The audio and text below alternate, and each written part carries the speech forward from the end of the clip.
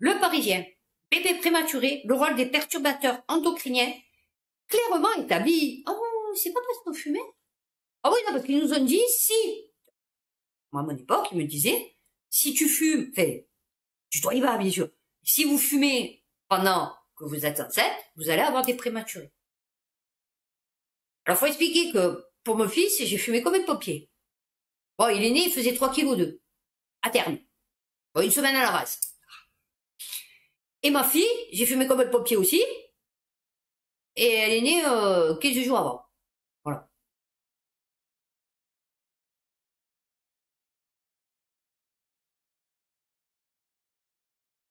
Alors, bien sûr, quand mon fils, il est né, on m'a dit, oula, la sage-femme, elle me dit, oula, vous fumiez, vous, hein? Je dis, ouais. Elle me dit, oula, le placenta, il est calcifié. Ah, j'ai dit, sûrement. Qu'est-ce que tu veux lui dire? Bah, ouais, sûrement. Et, pour ma fille, non, ils m'ont rien dit. Voilà. Moi, pour ma fille, j'ai été non-fumeuse. Ah, mais c'est quand ils veulent, hein. Moi, je vous le dis, c'est quand ils veulent. Alors, pour la première fois, une étude montre que plus les femmes enceintes sont exposées à des, c'est dur à dire, hein, des phtalates, ces molécules chimiques couramment utilisées comme plastifiants, plus elles ont de risque d'accoucher avant terme. Alors, puisqu'on en est à parler plastique. Non, non, parce que du coup, à midi, j'ai vu une vidéo, trouble fait, sur le pire du mois d'octobre, je sais pas quoi. Et à un moment donné, c'est au début de la vidéo, il parle en Chine des cochons, de l'élevage des cochons. Donc, vous avez une ferme sur 15 étages, où il y a des milliers de cochons. Bon, ils récupèrent le caca et ils les mettent dans les métalliers. Bon, ils sont pas si cons que ça, hein, contrairement à nous, hein, voilà. Que nous, on le répand dans les champs ou dans l'eau, hein, après on a les algues. Et non, eux, ils le récupèrent pour en faire du gaz. Et donc, ah non, c'est pas là.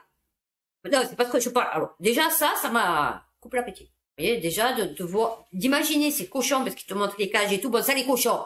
Parce que j'imagine que, quand il y a les cochons, ça doit être lamentable. Bon.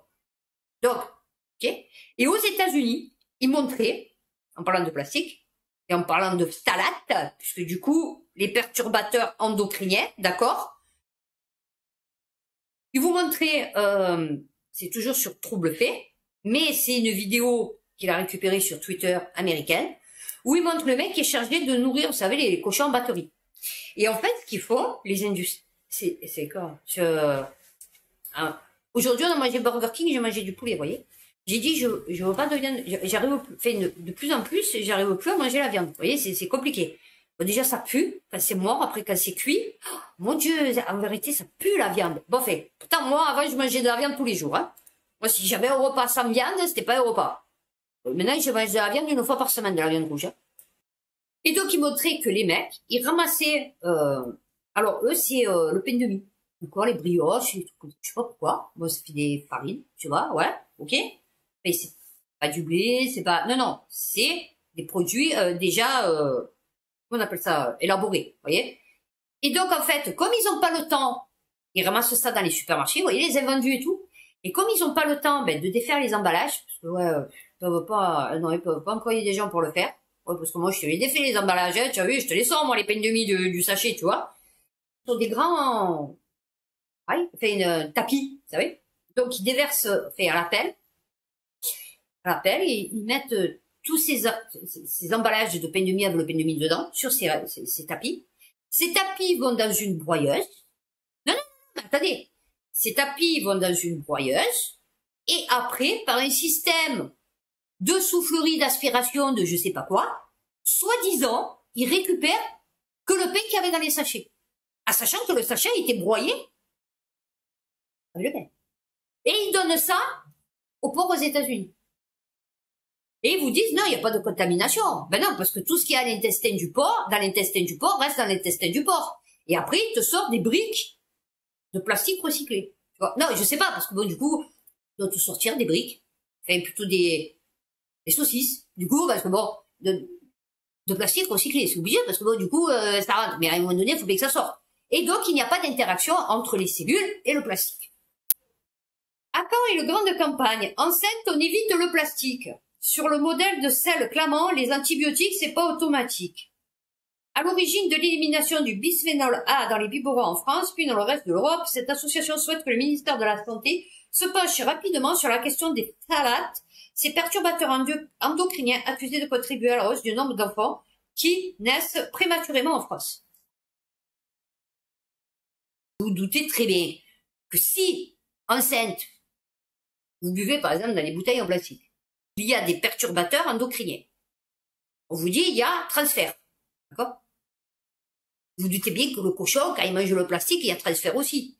Donc, ces produits, ces perturbateurs endocriniens, qui ne sont pas voyants à l'œil nu, puisque c'est des molécules, d'accord, s'infiltrent, s'immiscent dans le corps du porc, dans ses cellules, et donc vous, quand vous mangez le porc, vous mangez aussi des perturbateurs endocriniens, vous mangez aussi des antibiotiques dont il a été...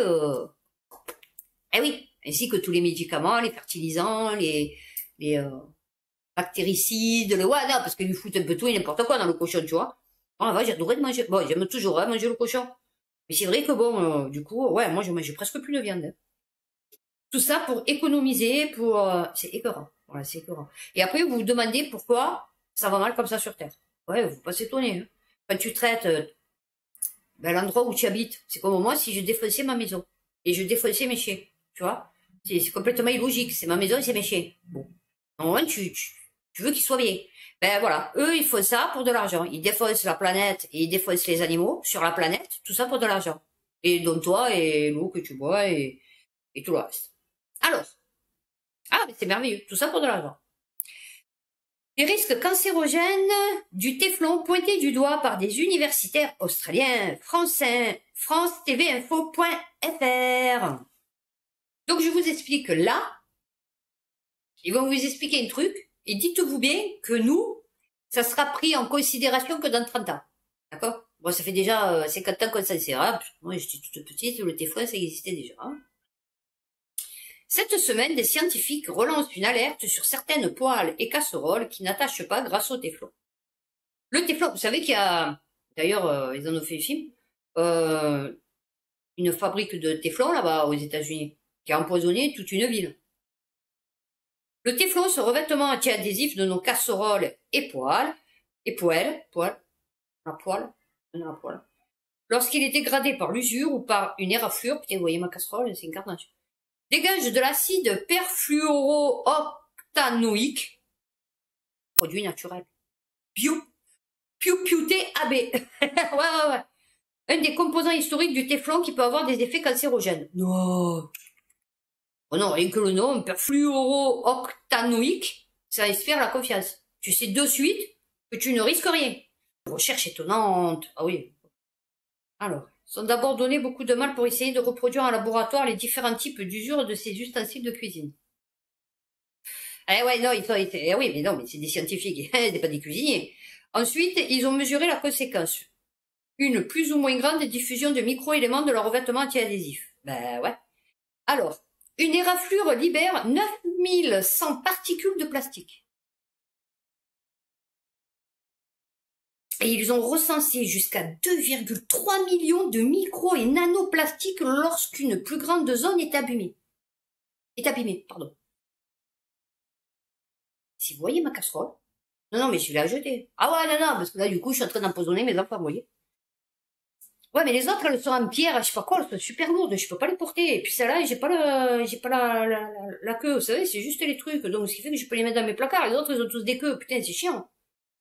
Alors oui, je vous confirme que nous avons tous pensé la même chose, cela va potentiellement dans nos aliments. Ah ouais, non, mais ça va surtout dans notre corps. Nos œufs sur le plat, avec très peu de beurre, font tout de suite un peu moins envie.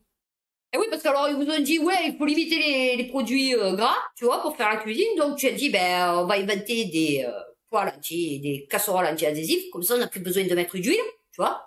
Puisqu'effectivement, quand je fais ce que je fais, je mets pas d'huile, vous voyez, parce que bon, du coup, c'est anti-adhésif.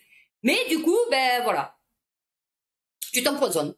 Il serait lui aussi... Alors, l'Agence européenne des produits chimiques le considère comme une substance extrêmement préoccupante depuis 2000. Il serait lui aussi cancérogène et en plus toxique pour le foie, les reins ou encore le système immunitaire. C'est quoi? Interdit, mais depuis, il a été remplacé par des cousins en quelque sorte Comme ils ont écrit COME, le gène X. D'accord. Alors, rien que le nom. Alors, limite, je préfère mieux le perfluorooctanoïque. Tu vois, voilà, que le gène X, déjà gène, génétique, génome. Ah bah lui, il est encore plus pourri. Ah bah écoutez, c'est bien. Non, c'est bien. Hein, on m'a expliqué que 5 pays européens vont justement demander en janvier l'exclusion définitive du gène X et toute sa famille, les PFAS, de tout processus. Ouais, mais alors fais-les sans queue et légère. Je jure que selon la poêle ou selon la casserole, en plus si vous la remplissez d'eau, il faut que j'y aille à 2 mètres. J'y arrive pas, j'ai pas la force. Franchement, j'ai plus la force. Ça y est, c'est mort. Mon dos, il est mort. Mon dos, mes épaules, tout. Et, donc j'imagine une personne de 80 ans nous soulever le truc, tu vois. Pour les nettoyer, pas d'eau froide tout de suite, sinon... Oui, non, mais ça, d'accord, ok. Pas d'éponge trop agressive. Non, ça, je prends les éponges bleues, justement, pour pareil. Évidemment, mais aussi, désolé, pas de la vaisselle. Ah non, j'aime pas de la vaisselle. Et malheureusement, si vous cherchez une alternative lors d'un prochain achat, ce n'est pas simple. Les nouvelles surfaces dites céramiques contiendraient aussi des composants douteux. En fait, c'est quoi, dans la fonte? C'est ça qu'on faisait au début? Bon, ma grand-mère, je crois qu'elle avait... vous savez que vous faites la daube et tout, c'est des plans fonte. Oui, avant, on avait que ça pour mettre sur les... On se retrouvait, oh, attendez, ah non, mais c'est bien. Ouais, ouais, non, je suis en train de calculer que du coup, on va se chauffer au bois, et encore. On va peut-être récupérer les meubles dans la rue, parce que du coup, le bois, il va être super cher. On va mettre des braseros, et du coup, on va reprendre des trucs en fonte, parce que du coup, on pourra pas faire autrement, parce que c'est plein de produits chimiques. Merveilleux. Alors, on vous dit l'aluminium, c'est pas bon. On vous dit ça, le téflon, c'est pas bon. On vous dit le gène X, c'est pas bon. On vous dit les nouveaux machins en pierre et tout. Je me doute que c'est pas de la pierre taillée, tu vois. Donc, c'est un amalgame de pierre. Donc, sûrement relié entre elles par des produits chimiques. Non, non, mais parce que ça doit être compressé et tout. Et puis bon. Non, moi, je vous dis... Le point.fr. Gueule de bois. Une pilule miracle intrigue les scientifiques. Un laboratoire assure avoir trouvé une solution pour connaître des lendemains de soirée alcoolisée moins difficiles. Ah bah ouais, maintenant tu vas pouvoir... Alors déjà, tu vas pouvoir coucher avec tout et n'importe quoi, sans préservatif, sans te protéger, parce que du coup, maintenant, on sait que les antibiotiques pris le lendemain empêchent la transmission, soi-disant, des MST. Enfin, soi-disant, la transmission des MST. Et là, maintenant, tu vas pouvoir te bourrer la gueule tous les soirs, parce qu'ils ont trouvé une pilule qui fait que le lendemain, tu es au taquet, tu es en pleine forme. Alors, le nouveau complément alimentaire conçu pour attaquer, alors rien que le mot attaquer déjà, rapidement l'alcool dans l'intestin avant qu'il n'atteigne le foie, permettant de boire quelques verres le soir sans ressentir les effets. Ah ouais, je t'ai dit, on va tous devenir des alcooliques, tout en brûlant des calories. Oh là là, le merveilleux, ça. Ah ouais, comme ça, les alcooliques, ils auront plus le bidou. Tu vois? Parce que tu le vois, le mec qui boit, hein. Il est tout plat, puis d'un coup, il a le bidou. Et, lui, tu sais que... Ah ouais, il se charge à la longueur de journée.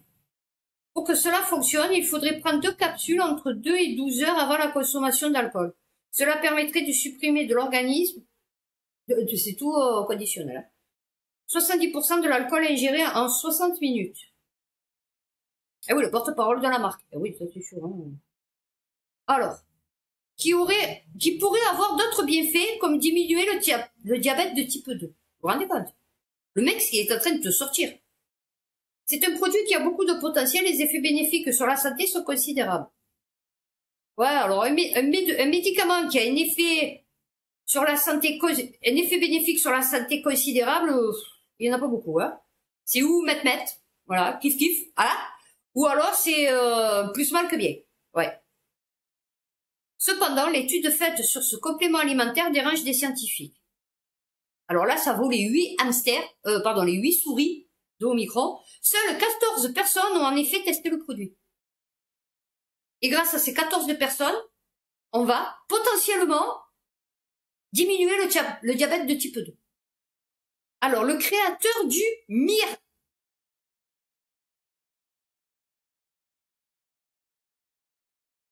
J'essaye de le dire. Non, parce que... Miracle. Alors, MYRKL. Est en effet co-auteur de l'enquête. Et ouais. Mort de rire. Et putain, c'est ça qui va nous sauver. Hein, mais putain. Peu importe la quantité d'alcool ingéré, on ne doit pas conduire après avoir bu. Ah ben non, mais là, t'inquiète qu'ils vont pas se gêner. Ah oui.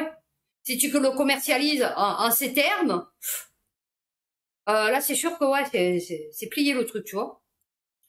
Continue sur les médicaments et tout, et on finira par deux articles lambda, on va dire. Alors, femme actuelle, ces deux médicaments connus font l'objet d'une alerte de l'Agence européenne des médicaments, voici pourquoi. Alors, met en garde sur les effets secondaires liés à l'association de deux médicaments que l'on connaît tous, l'ibuprofène et la codéine. Celle-ci pourrait notamment entraîner des lésions rénales. Écriture, tu sais, à un moment donné, il y a un papier dans la boîte. Normalement, il est mis à jour. Et dessus, il y a la posologie, les effets indésirables, les associations avec d'autres médicaments. Et donc, logiquement, c'est écrit dedans. L'ibuprofène est un anti-inflammatoire non stéroïdien qui permet de lutter contre la douleur et de faire baisser la fièvre. Fréquemment utilisé, ce médicament est en libre vente. D'accord. Bon, normalement, on dit en vente libre. Mais bon, dans les pharmacies, la codéine, quant à elle, est un opioïde et nécessite une ordonnance en France. Oui, depuis peu. Dans un communiqué publié le 30 septembre dernier, alors les effets indésirables liés à une consommation abusive et prolongée. Ouais, franchement, si c'est pour nous pondre des trucs comme ça, je suis sûr que le mec, il a été pillé des milliards. Ouais, comme je te dis, tu regardes la posologie. Et la notice. Ah ouais. Ben, bien sûr. Un dysfonctionnement rénal peut également entraîner de très faibles taux de potassium dans le sang. Ah, ben justement, j'ai un truc sur le potassium. Attendez. Non, mais mort de rire. Selon le comité, cet effet indésirable peut entraîner une hypokaliémie ainsi que des étourdissements. Un dysfonctionnement rénal peut également entraîner de très faibles taux de potassium dans le sang, ce qui peut à son tour provoquer des symptômes tels qu'une faiblesse musculaire et des étourdissements. Je vais essayer de retrouver l'article. J'avais un truc sur le potassium. Bon, c'est pas grave. J'avais trouvé un truc où il disait, ah ben, le chlorure de potassium, qui disait qu'il fallait pas trop en prendre, parce que justement, ça menait trop de potassium et donc ça risquait de faire des problèmes rénaux encore et des machins, des trucs et des choses. Ben ça alors. Parfait, voilà. Donc, et oui, il faut pas mélanger l'ibuprofène et la codéine. Alors, bon, on m'a tout mélangé. Oh, ils n'ont rien à foutre. Là, ils m'ont mis, alors, vous vous rendez compte? Je suis sous gabapentin. Ok. Là, pour mes douleurs, le premier, il m'a mis avec un relaxant musculaire, là, je sais pas quoi, c'est pas le Mirolax, c'est un autre truc, et un anti-inflammatoire. Je vais pas supporter. Le deuxième, il m'a mis, là, celui que je suis allé voir, mon rhumatologue, il m'a mis sous corticoïde et sous Valium. Ça n'a pas marché. Donc là, je suis revenu sur de la gabapentin et du tramadol. C'est pas merveilleux, la vie. Et j'ai mal, hein. Vraiment mal. Alors, hôpital, Le Parisien, 4300 lits ont été supprimés en 2021, annonce le ministère de la Santé. Le mec, il annonce en plus. Au 31 décembre, les 2984 hôpitaux publics et privés disposaient très exactement de 382 587 lits d'hospitalisation. Vous vous rendez compte? Non, mais quand vous lisez des trucs comme ça, vous dites pas, il y a un souci, en fait. Imaginons demain, il y a un problème, ça arrive, une guerre. C'est pas grave, une guerre, surtout maintenant, en ce moment. Une guerre, une attaque chimique. Bon, il paraît que c'est pas possible. Enfin, un truc nucléaire. Une épidémie vraiment virulente, c'est-à-dire qui tue pas enfant. On est 67 millions. Il y a 382 000 lits, 587. Vaut mieux être croyant en France, hein. Moi, je vous le dis, vaut mieux être croyant. Oui. Un chiffre provisoire, on dirait qu'il parle de l'inflation, vous savez. Un chiffre provisoire en léger repli par rapport à 2020, 4900 lits. C'est-à-dire que en 2 ans, ils ont fermé, et je retiens, 9200 lits. Où vont les pépettes? Moi, j'aimerais bien savoir où vont nos pépettes. Il n'y a personne qui se pose la question. Où vont les pépettes? Ils en ont rien à foutre. Mais en plus, le pire, c'est pas ça, c'est que tous ceux qui en ont rien à foutre, les 3/4 du temps, ils sont toujours à l'hôpital. Et après, ils se plaignent parce que on a laissé mourir une personne âgée de 77 ans qui avait des enfants, de fait, à l'hôpital. Nouvelle avancée majeure contre le cancer, un vaccin à ARN messager capable de guérir les malades pourrait voir le jour avant 2030. 2022. 8 ans. Bon, le mec, il a le temps de mourir, hein, de son cancer, je t'explique. Non, non, pourrait voir le jour. Ah ouais, il pourrait. Moi, je vous dis, tant mieux, mais tous ceux que j'ai connus qui avaient cancer, finalement, ils sont morts de cancer. Malgré les chimios, malgré les opérations, malgré les machins, malgré les trucs. Je vous l'ai dit, je vous l'ai déjà dit, enfin, peut-être pas à vous, parce que du coup, sur mon ancienne chaîne, moi, ma grand-mère, elle a eu un cancer de l'utérus à 30 ans, elle s'est fait opérer, bon, il n'y avait pas de chimio à l'époque, puisque c'était en 1930, puisque ma grand-mère est née en 1901, eh ben, à 75 ans, elle a eu un autre cancer, et elle est morte de son cancer. Elle a vécu 40 ans sans rien. Je vais pas péter le délire des gens peu chers que s'ils ont quelqu'un, mais c'est vrai. Et d'ailleurs, j'avais déjà lu, je crois, un article qui disait que, en fait, il y a très peu de cancers qui sont guéris, quoi, complètement. Enfin, vous voyez ce que je veux dire? Voilà. Et de toute façon, si tu dois mourir du mois, hein, je veux dire, que ce soit un cancer, un AVC, une crise cardiaque, sous un camion, enfin bon, tu vois, de vieillesse, de toute façon, à un moment donné, il faut mourir. Alors, France TV Info, déserts médicaux. Face à la pénurie de médecins traitants, d'autres professionnels de santé vont-ils pouvoir prescrire des médicaments? Ah, on en est là. Ah, bah écoutez. Alors, l'ensemble des ordres professionnels de santé ont signé un accord pour déléguer certains gestes médicaux. Ah, bah, putain. Oh, je vous dis, il faut pas être malade. Si vous n'avez pas et ne trouvez pas de médecin, allez vous faire soigner par votre infirmier, pharmacien, sage-femme, kiné, podologue, dermato. Ouais, non, bah, parce qu'on y est femme de ménage. Ah oui. C'est-à-dire, vous allez, putain, c'est vous la femme de ménage du docteur? Ouais, voilà, parce que alors, vous comprenez, j'ai mal à l'épaule. Ouais, j'ai une petite raideur dans la nuque. Et puis, j'ai une espèce de truc à gonfler au pouce. Donc, est-ce que vous pouvez me prescrire, 2-3 médicaments pour me soulager? Non, non, parce qu'on va en être là. Non, non, mais sérieux. Sage-femme. Après, avec près de 7 millions de Français sans médecin traitant, pour cause de désert médical. Non, pas du tout. Non. Il y en a, ils ont, tu as 20 ans, tu n'as pas besoin d'aller chez le médecin. Au pire, tu vas à un médecin en urgence, tu as vu? Donc, c'est pas parce qu'il n'y a pas de médecin qu'il y a 7 millions de Français sans médecin traitant, en fait. L'idée est donc moi, je peux vous dire que les trucs en urgence, alors, les cabinets ouverts, c'est 24 heures sur 24, 7 jours sur 7, ils sont pleins, hein, du matin jusqu'au soir, hein, parce qu'il y en a plein qui n'ont pas de médecin traitant, hein. Vous n'êtes jamais malade. Pourquoi tu vas avoir un médecin traitant, en fait? Ah oui, et encouragé par le ministère de la Santé.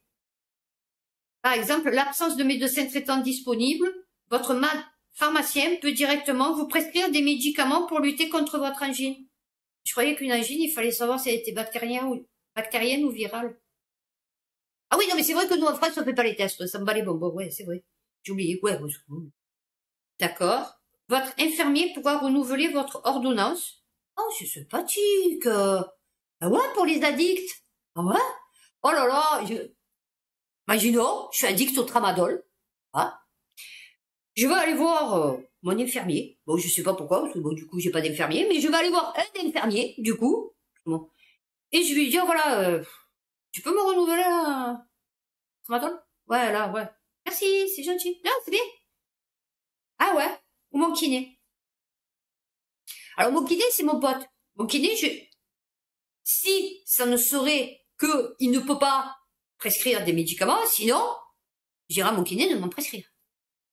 Des tonnes de paracétamol, je me fais ma petite pharmacie, tu vois, pour les jours difficiles, compliqués, ibuprofène, machin, tu vois, je me fais tout marquer.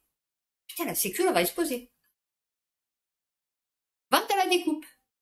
Non, ça serait bien qu'ils fassent... Non, moi, je croyais comme en Amérique, vous savez, par exemple, vous avez un traitement, sur 8 jours, ils vous donnent le nombre exact de médocs. Vous voyez, c'est eux qui les préparent. Ils reçoivent les grosses boîtes, et après, ils dispatchent, vous savez, dans les petites boîtes qui donnent comme dans les films. Vous voyez, ben ça serait bien. Parce que là, par exemple, ils m'ont donné des médicaments, mais selon le lot, il vous en reste 2-3. Et après, vous les virez. Qu'est-ce que vous en faites? C'est pas la... Vous avez pas vous savez, le protocole complet, vous voyez? Donc après, vous avez ça, vous en faites quoi? Ben rien, donc vous les dégagez, vous voyez? Et ça, c'est des pertes pour la sécu. Ah, non, mais c'est bien. Ah ouais, je me languis, moi. Oula, je me languis de voir les Français. qui veut se plaindre. Oui, le français se plaint. Le français balance et le français se plaint. Voilà, c'est juste, il sait faire que ça. Le Gaulois a essayé de se révolter. On lui a coupé les mains et crevé les yeux.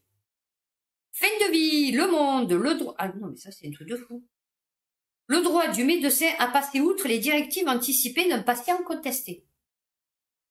Alors, je vous explique. Non, parce qu'on va pas le lire. Le mec, il a fait un papier. D'accord? Alors, on sait pas quand parce qu'il a été écrasé sous le camion qui réparait. Okay. Il a eu écrasement de la cage thoracique. Voilà. Victime de nombreuses fractures et d'un arrêt cardio-respiratoire, il arrive dans le coma au service de réanimation de l'hôpital de Valenciennes avec un pronostic vital engagé.